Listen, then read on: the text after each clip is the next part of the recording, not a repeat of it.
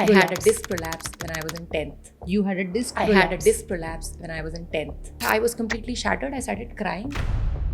I literally went into depression. मैं लेटे लेटे ये सोचती थी कि मैंने तो कभी कुछ गलत ही नहीं किया और किसी ने मुझे बताया ही नहीं कि मैं क्या गलत कर रही हूँ.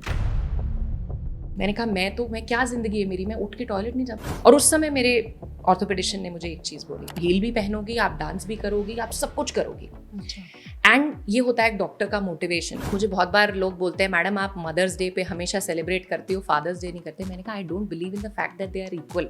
Film industry and all that ने एक लेडी को खूबसूरत हूर बनाया हुआ है ना, वो जो कि भाई she should just look good. Right. That is the wrong picture that we are creating to our youngsters. अभी हमारी कंट्री में जो चाहिए that is a health care revolution. आपने एक लेडी को एजुकेट किया about finances, about health, about anything.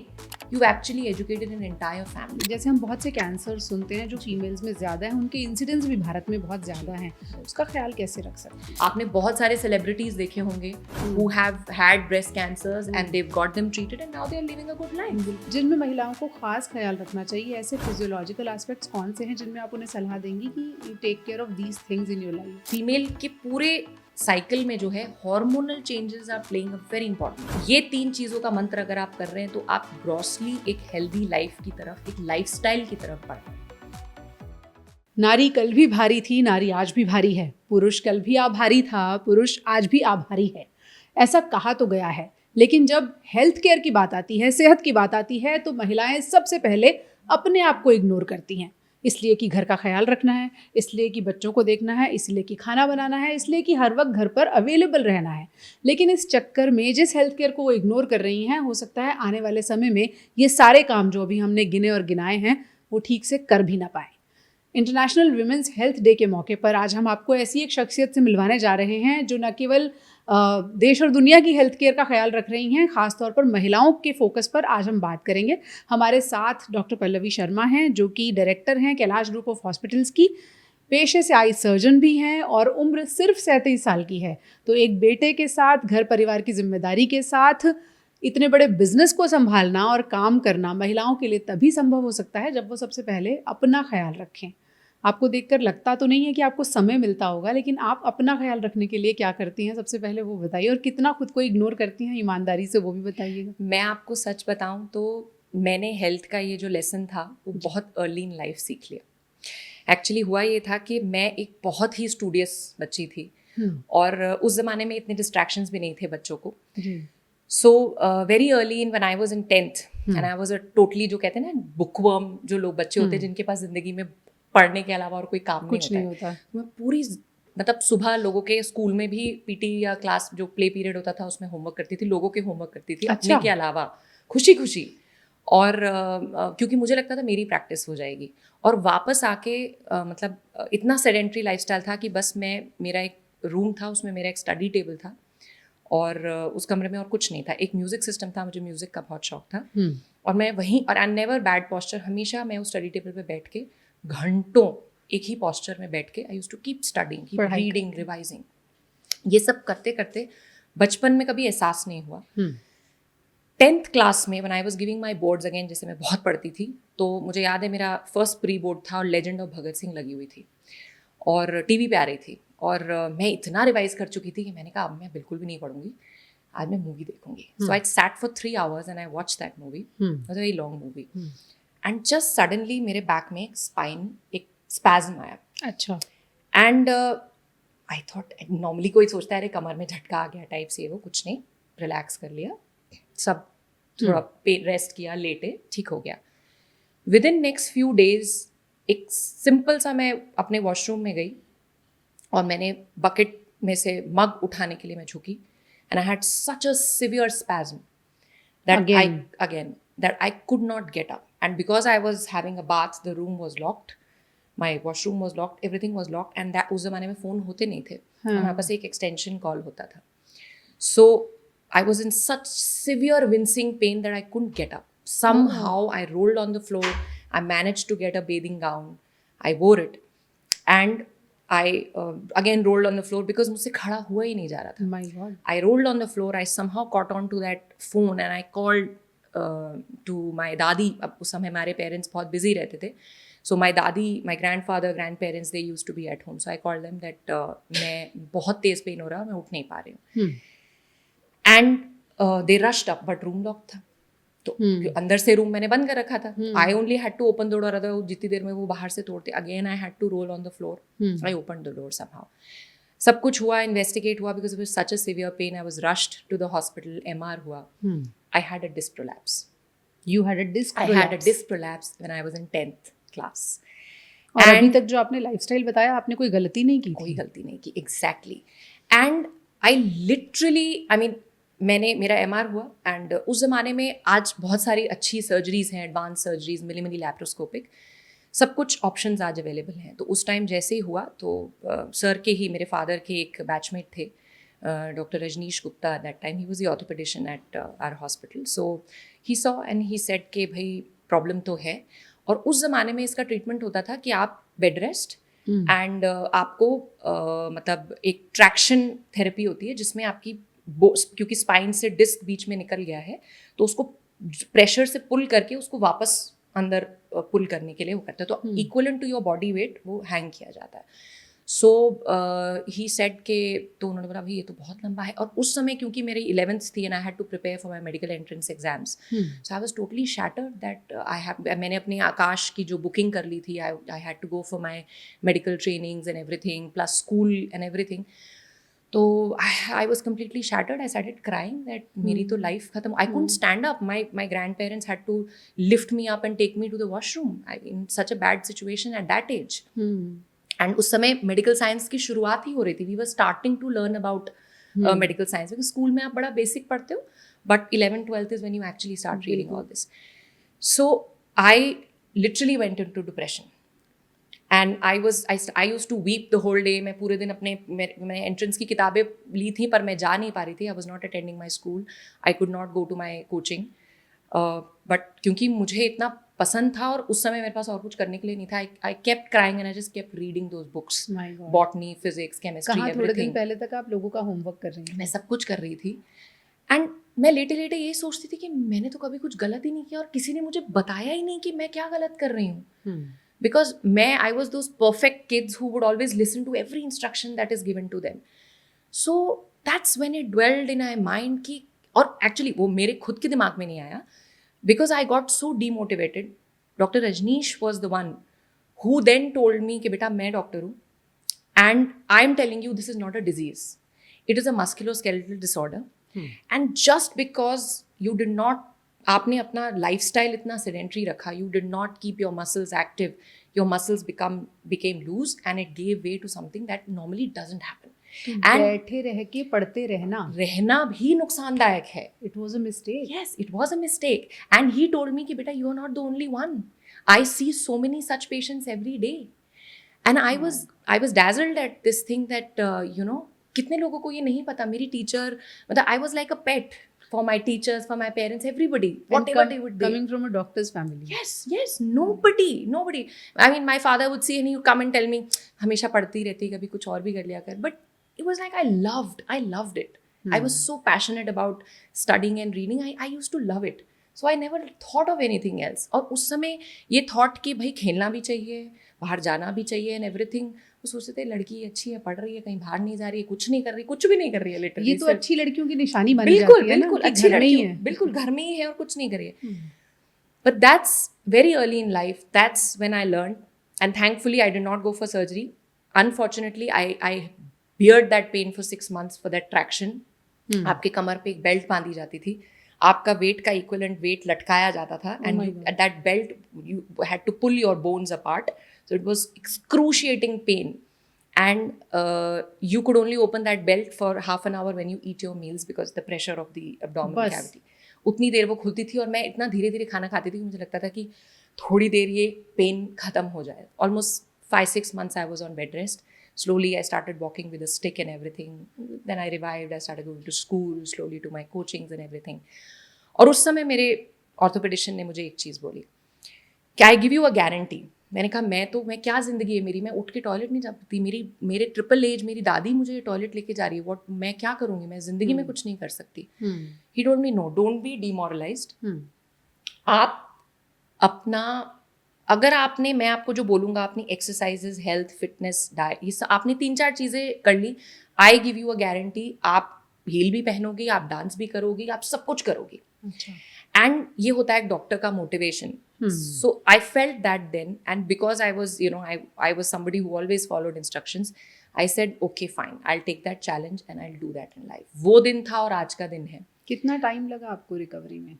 Almost, see, 6 months I was almost on bed rest. Achha. And then next 3 months I was on the support, because even मेरे school ने भी help इतनी करी that they arranged कि मैं नीचे वाले room में, because I couldn't walk stairs, schools में तो लिफ्ट्स होती नहीं है, तो मैं स्टेयर्स नहीं चढ़ पाती थी, इट वॉज टैक्सिंग. तो वी हैड रिक्वेस्टेड कि हम नीचे वाली क्लास में ही बैठ के, so lot of my teachers they used to come and teach me because I was their favourite, तो वो नीचे आके पढ़ाते थे and everything.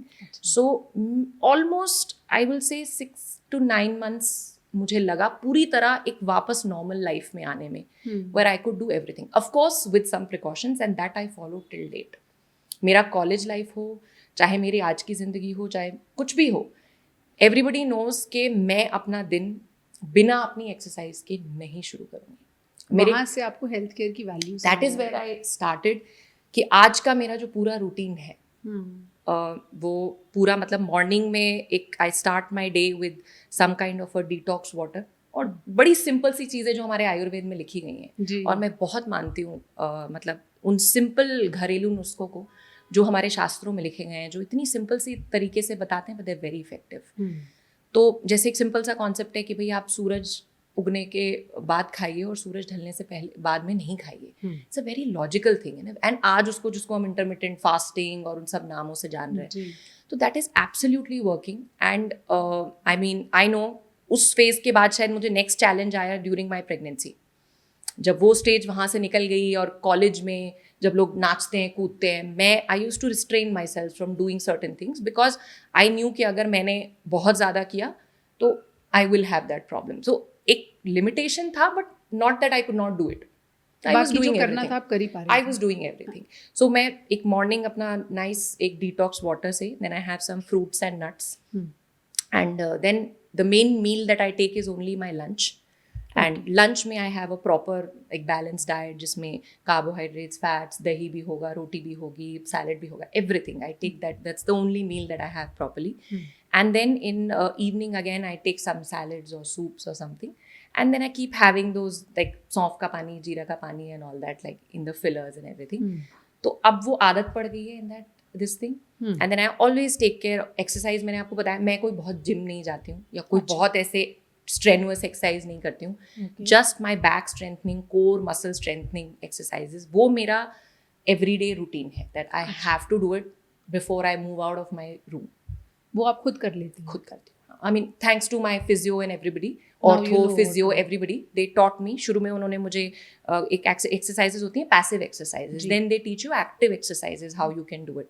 So I have learned those and I keep doing them my self. Okay. So very simple things that we can inculcate in our lives and live a healthy life. जो आपने बताया वो 10th class का incidence है. Yes.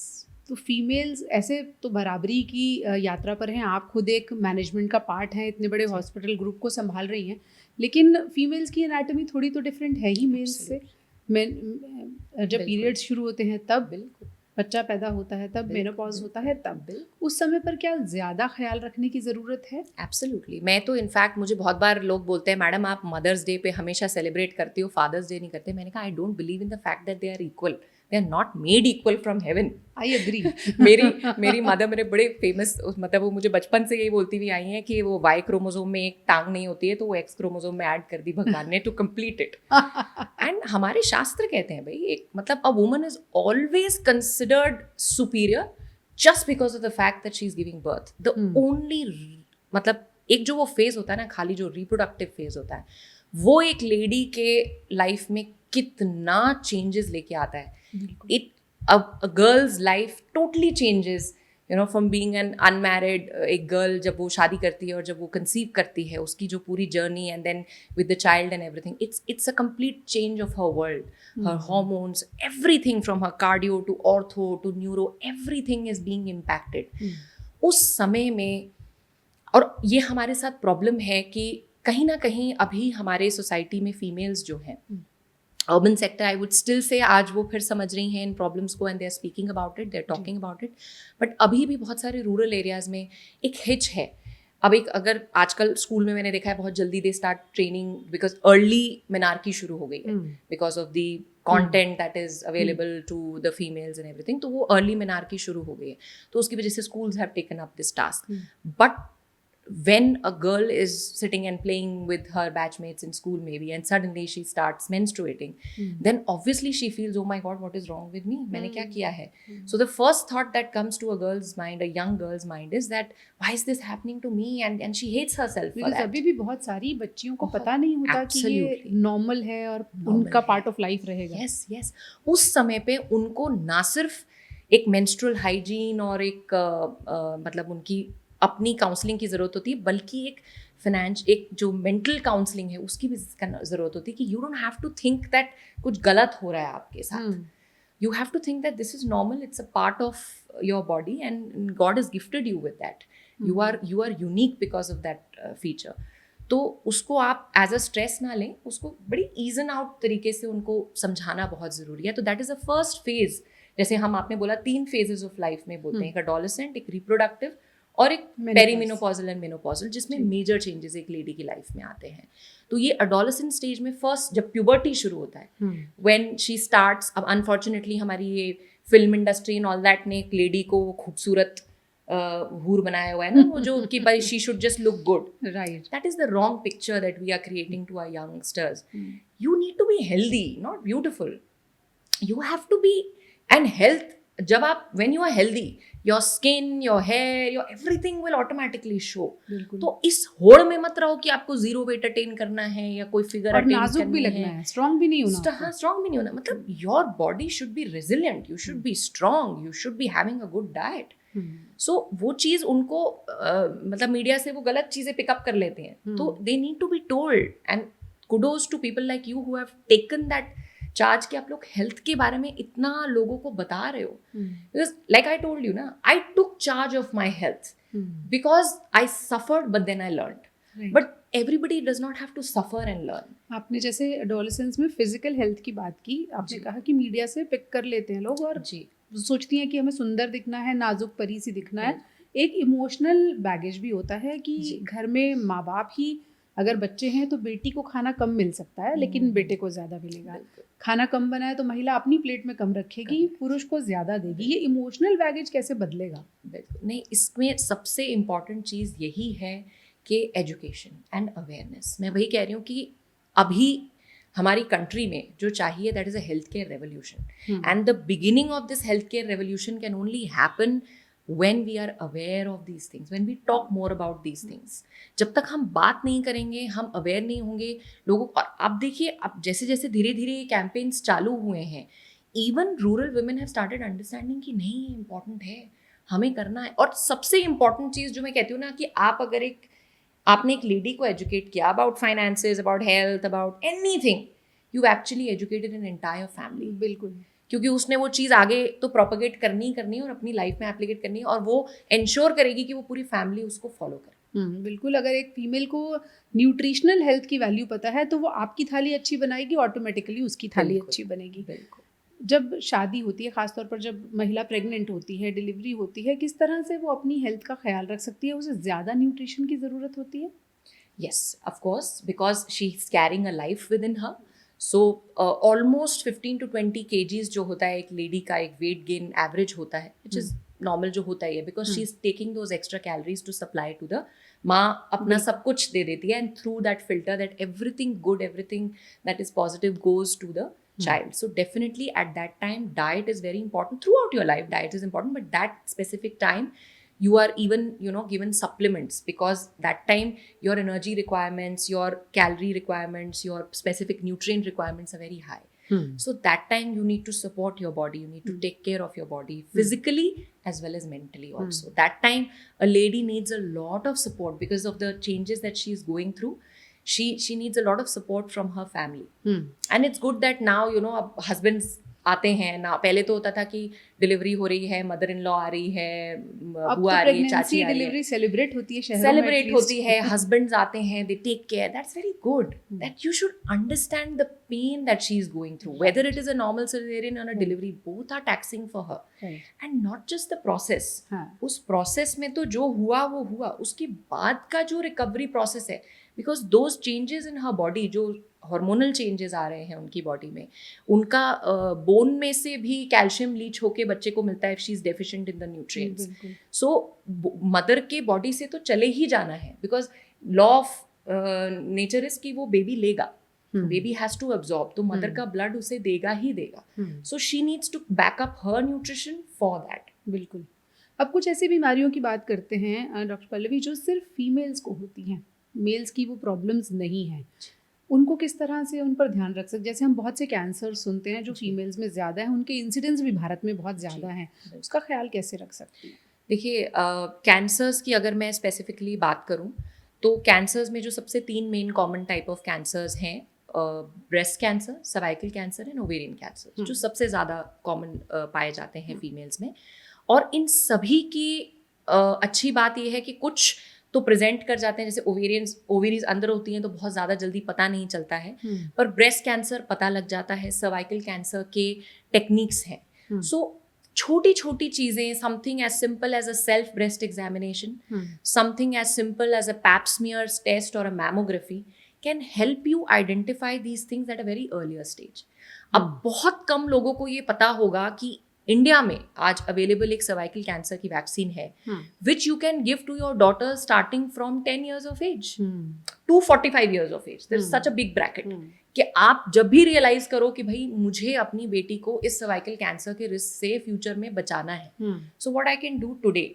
Of course there are some later methods and hygiene that the gynecologist advise whenever you are in that reproductive age group. But even before that, if you take that vaccine, you can reduce that risk. Right. Similarly, breast examination, अगर आप annual checkup, अपना mammography और अपना pap smear test करा रहे हैं, तो you are being sure that आप, especially if you have history. Like बहुत सारे लोगों को लगता है कि नहीं, हम, और एक्चुअली ये फैक्ट है कि डॉक्यूमेंट कभी कभी नहीं होता, किसी को पता ही नहीं चलता कि जी उनकी डेथ हो गई थी, मेरी मम्मी की या मेरी किसी की डेथ हो गई थी.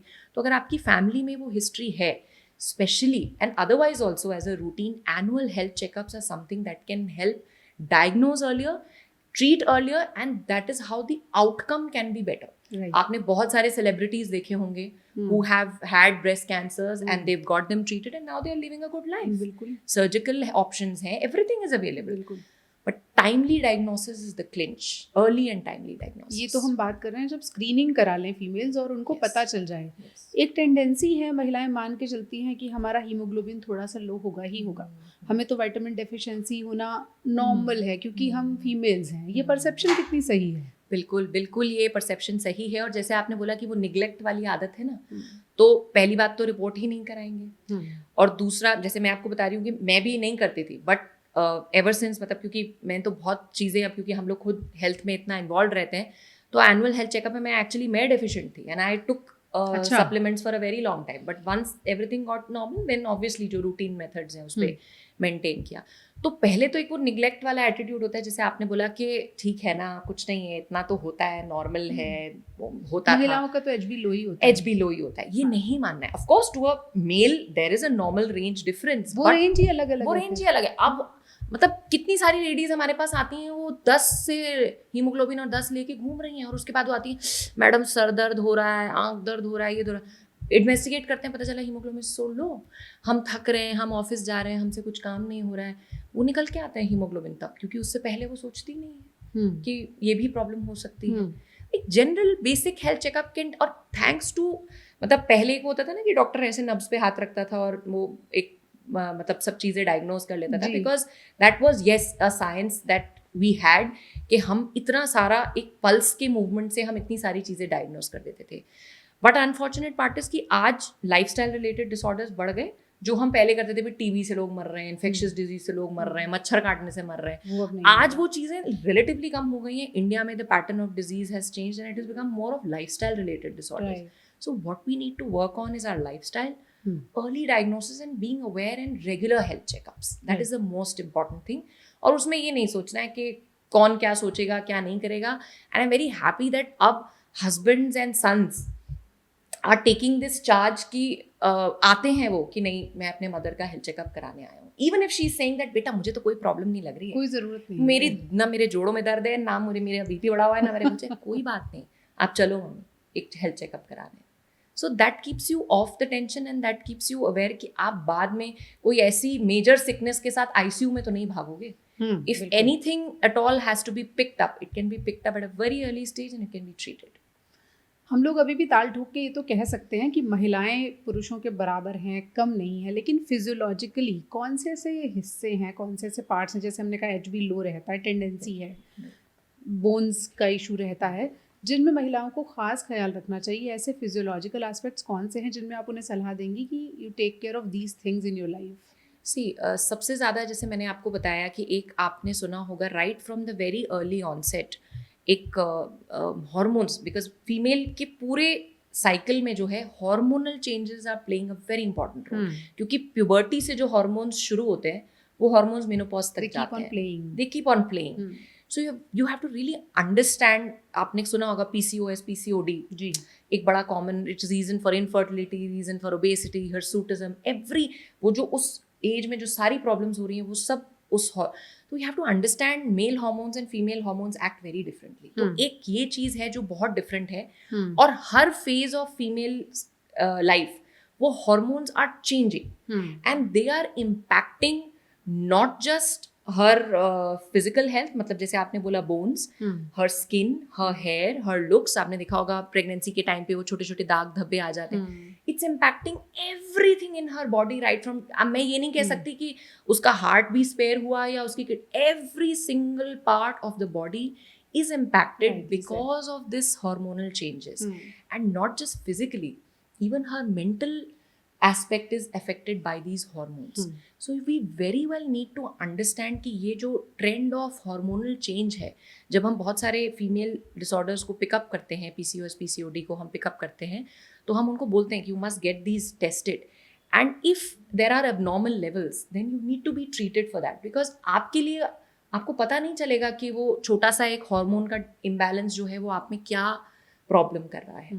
सेकंड, लाइक आई सेड, ये जो कॉमन है कि जो मेल है या फीमेल है, स्पेशली उनमें सब में है, जो अब फीमेल्स में बहुत ज़्यादा शो करता है, बिकॉज समहाउ जो फीमेल्स का टेंडेंसी है, we all have different patterns of body fat deposition and everything. तो फीमेल्स में वो बॉडी फैट डेपोजिशन का पैटर्न जो है वो डिफरेंट होता है, mostly in the breast area और द एब्डोमिनल एरिया. एब्डोमिनल में it's men are more susceptible, but in the may be the arm area and the thigh area वहाँ पे general body fat pattern deposition का है. So understanding that body weight pattern and the obesity pattern, it impacts. अब धीरे धीरे जाके आप देखेंगे कि अगर एक lady post pregnancy weight gain करती है and then if she doesn't do anything to normalize or bring it down to her normal level, then gradually उनका weight का जो impact है वो उनके bones पे, उनके knees पे, उनके joints पे, उनके सब चीज़ों में impact आने लगेगा. So she has to understand कि apart from, I mean diet तो of course like I said कि ये 3 चीज़ें तो मैं कहती हूँ मूल मंत्र हैं, जो आप सिर्फ अगर not just females, everybody अगर correct कर लें तो इस society में आधे लोग बिल्कुल सही रहेंगे. आपको हॉस्पिटल जाने की मिनिमम रिक्वायरमेंट पड़ेगी. आपका डाइट, आपका एक्सरसाइज एंड योर स्लीप, ये 3 मंत्र अगर हम अपनी लाइफ में अपनाएं, most of our health issues will be sorted out. और उसके अलावा जो ग्रेव ऐसी चीज़ें हैं, of course they will require care, but ये 3 चीज़ों का मंत्र अगर आप कर रहे हैं तो आप ग्रॉसली एक हेल्दी लाइफ की तरफ, एक लाइफस्टाइल की तरफ बढ़ रहे हैं. बिल्कुल. तो जो डॉक्टर पल्लवी ने आपको टिप्स दिए हैं, ये महिलाओं के लिए नहीं सभी के लिए काम आते हैं. महिलाओं को ख़ास तौर पर इस बात को रियलाइज़ करना ज़रूरी है कि उनकी सेहत उतनी ही महत्वपूर्ण है जितनी घर में किसी भी और इंसान की है, बल्कि हम कहेंगे ज़्यादा महत्वपूर्ण है, क्योंकि उन्हें पूरा घर भी चलाना है. सिंस यू हैव स्टडीड आई, तो खूबसूरत आंखों की जब भी बात होती है तो महिलाओं की ही आंखों की होती है, पुरुषों की आंखें खूबसूरत किसी ने कही नहीं है। महिलाओं को आप क्या टिप्स देना चाहेंगी अपनी खूबसूरत आंखों का ख्याल रखने के लिए? नहीं, आँखों में इन जनरल ऐसा कुछ फीमेल्स का कोई ऐसा स्पेशल केयर नहीं होता है। इनफैक्ट एक वो रहता है कि बहुत ज़्यादा गर्ल्स जो रहती हैं वो कॉन्टैक्ट वेयर में इन्वॉल्व रहती हैं, lot of Eye eye makeup. Makeups and everything बहुत ज़्यादा रहता है। तो that is something that you should avoid, that is something, I mean, see, I feel a woman is beautiful as such. आप नहीं भी कुछ करोगे, she is beautiful because God has made her that way. तो ये सब चीज़ें वही मैं कह रही हूँ, जैसे इन्फ्लुएंस है कि आपको वो मार्केटेड है कि, और सुंदर दिखना है। हमारे एक्चुअली हमारे संस्कारों में ये नहीं था, हम नहीं मेकअप करते थे, कभी नहीं करते थे, कुछ नहीं ये सब चीज़ें करते थे। ये वेस्टर्न कॉन्सेप्ट आया कि इतना मेकअप, अब आप घुसाए जा रहे हैं, आप चाहे कितना ही काजल नेचुरल बना लो, आप उसको अपनी कंजंक्टिवा में और लिड में अंदर करे ही जा रहे हैं अच्छा दिखने के लिए, या अपने कलर, आई डोंट नो, लोग बाल भी और वो भी आई के कॉन्टैक्ट लेंस से मैच करके पहनते हैं। And then they don't know how to, मतलब हम लोग जब I was practising my eye, तो used to get lot of patients जो मतलब थक के आए, पार्टी करके आए और जी सो गए, और अगले दिन इन्फेक्शन, पूरा कॉर्निया इन्फेक्ट हो जाता था, टू द एक्सटेंट कि पूरा कॉर्निया ओपेक हो गया और उनको कॉर्नियोप्लास्टी सर्जरी करानी पड़ी। इस तरीके के इंसिडेंसेस भी हमने देखे हैं। So please, artificial lashes, oh my God, they use those artificial glues on your lids, and they are so harmful. A single, I mean, eyes are very very very sensitive organ. मतलब हम लोग तो इतना ऐसे बिल्कुल, हमारे लिए तो खैर, मतलब it's such a small organ, and when you are operating it in a microscope, और मिनी माइक्रोस्कोपिक चीज़ें होती हैं। सो हम लोग तो इतना, मतलब हम जोर से ऐसे रगड़ते भी नहीं है। अगर हम लोग को आँख में खुजली होती है तो हम ऐसे करते हैं, और किसी को जोर से रगड़ते हुए देख ले तो बोलते हैं भाई बख्श दो आँखों को। इतने such a gentle, sensitive, soft organs and such vital organs. तो प्लीज ये सब अननेसेसरी चीजें, आई वुड से, नहीं कीजिए। They are not required. You're beautiful, and this is such a beautiful organ. It makes you see the beauty of the world. Right. Don't put them at risk for something so shallow. किसी ने कहा है, अच्छी सूरत को संवरने की ज़रूरत क्या है, सादगी भी तो कयामत की अदा होती है। महिलाएं ऐसे भी खूबसूरत हैं, अपनी सेहत का ख्याल रखिए, आपके साथ साथ अपनी आसपास की दुनिया को खूबसूरत रखने में ये टिप ज़रूर आपकी मदद करेगी। Thank you so much. आपने बहुत सारे टिप्स दिए हैं। आई एम श्योर आज महिलाएं जब खाना बनाएंगी तो अपना पोर्शन पहले। बिल्कुल। Thank you.